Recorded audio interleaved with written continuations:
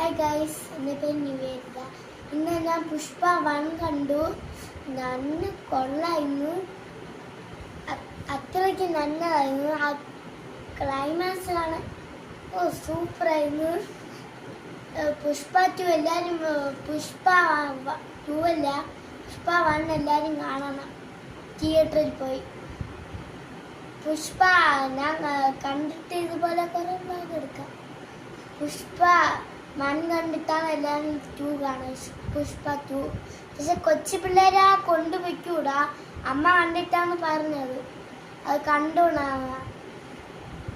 അത്രയ്ക്ക് ഇതാണ്, കൊച്ചു പിള്ളേരെ കൊണ്ടുപോയിക്കൂടാന്നാണ് പറയണത് ചെറുപ്പം. പക്ഷേ പുഷ്പ 2 നല്ല രസം. പുഷ്പ 2 എന്താ, അപ്പൊ എല്ലാവരും പോയി ഈ